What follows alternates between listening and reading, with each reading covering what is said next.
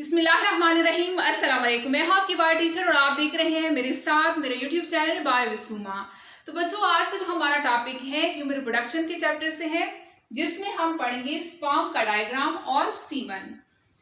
तो बच्चों, आपसे गुजारिश है कि मेरी इस वीडियो को कंप्लीट देखें और देखने के बाद मेरी इस वीडियो को लाइक करें, और जो बच्चे नए हैं मेरे चैनल को सब्सक्राइब करें।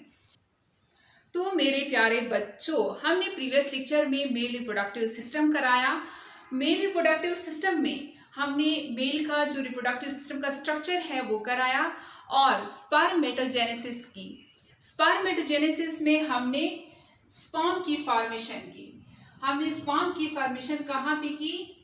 मेल प्राइमरी 6 ऑर्गन में। मेल का प्राइमरी 6 ऑर्गन है टेस्टिस, यानी स्पर्म बनेंगे टेस्टिस के अंदर।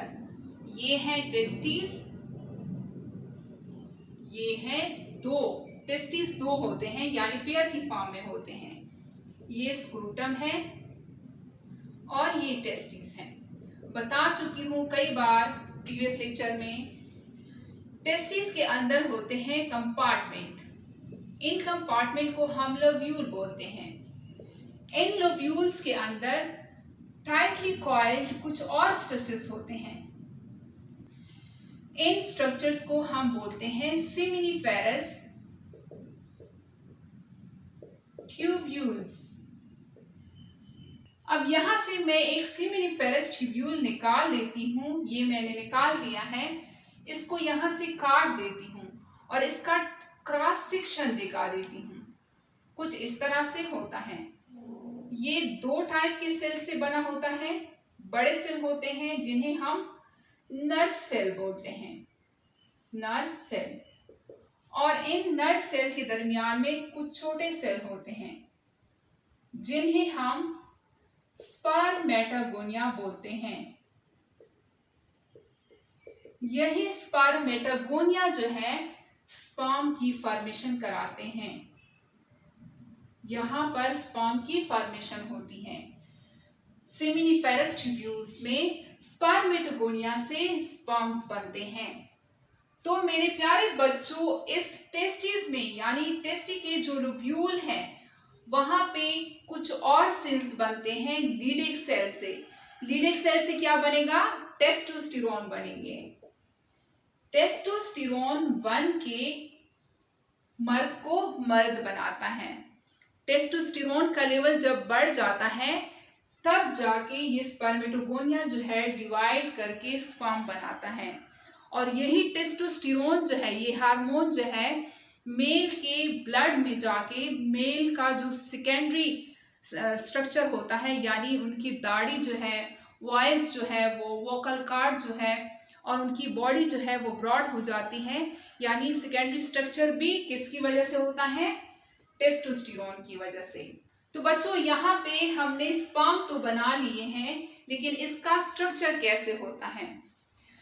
एक इजैकुलेशन में, एक हेल्दी पर्सन में वन इजैकुलेशन में 200 से 300 मिलियन तक स्पर्म जो है इजैकुलेट होते हैं। ये बात आप लोग नोट कर लें। यहाँ पे मैं बना रही हूं स्पर्म को, इसको मैं मिटा दूंगी। स्पर्म का स्ट्रक्चर कुछ ऐसे होता है। ये है हेड रीजन, ये है नेक, ये है बॉडी पीस। बॉडी पीस के साथ होता है इसका टेल, ऐसे हेड, इसको हम हेड बोलते हैं। ये नेक है, ये है बॉडी पीस, और ये है टेल। अब इस प्यारे से स्पर्म के अंदर क्या कुछ होता है? बाहर इसका है सेल मेम्ब्रेन, क्योंकि ये एक सेल है।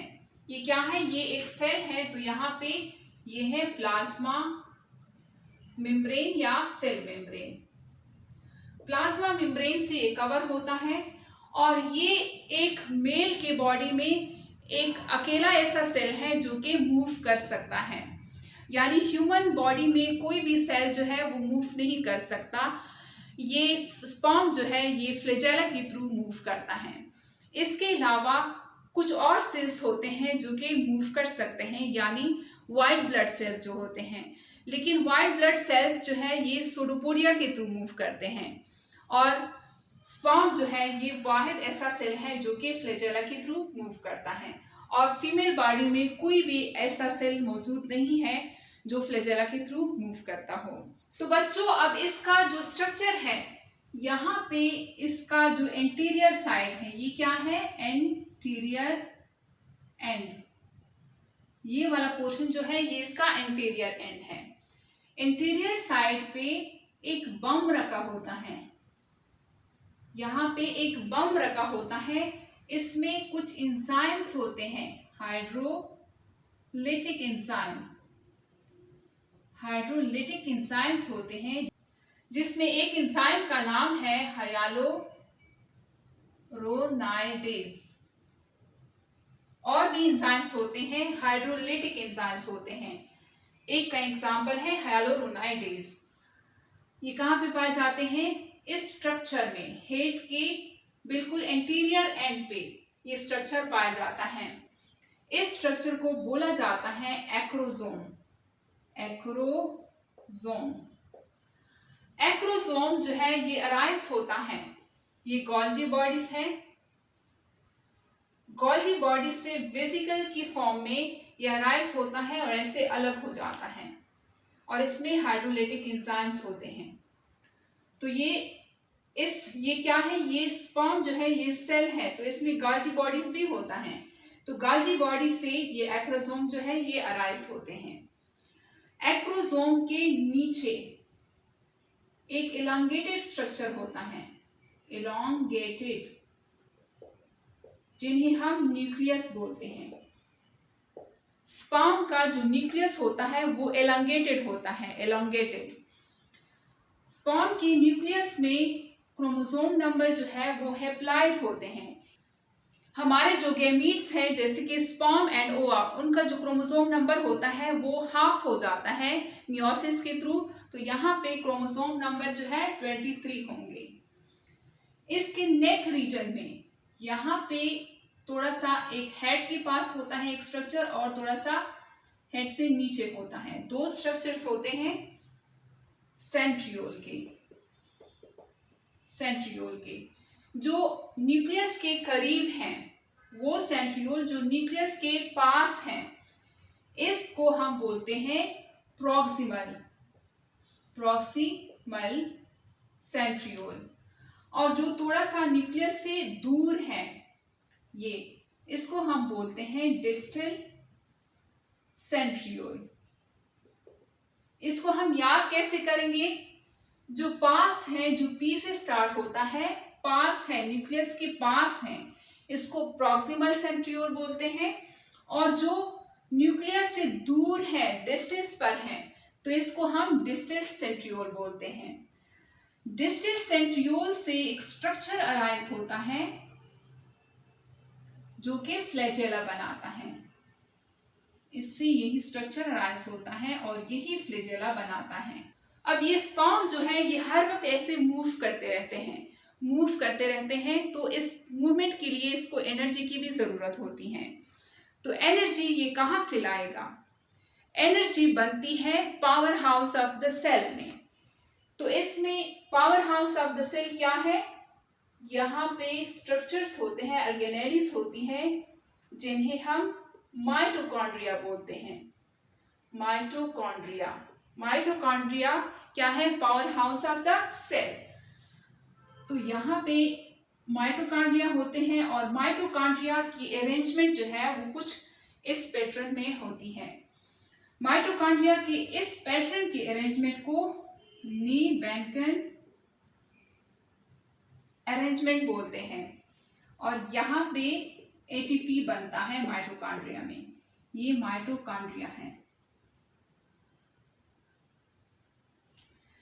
यहाँ पे एटीपी बन के इस फ्लैजेला को ये स्पर्म जो है मूव कराता है। तो बच्चों एक हेल्दी पर्सन में 60% तक नॉर्मल शेप के नॉर्मल शेप के स्पर्म चाहिए होते हैं और 40% तक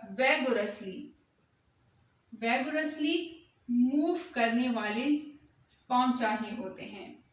यानी अगर कोई पर्सन जो है वो पापा बनना चाहता है तो उसमें उसके जो स्पर्म है उनमें 60% जो है वो नॉर्मल शेप के हो और 40% जो है ऐसे स्पर्म हो जो तेजी से मूव कर सकते हो। क्योंकि स्पर्म जब इजोकुलेट होते हैं तो उनमें कंपटीशन होती है।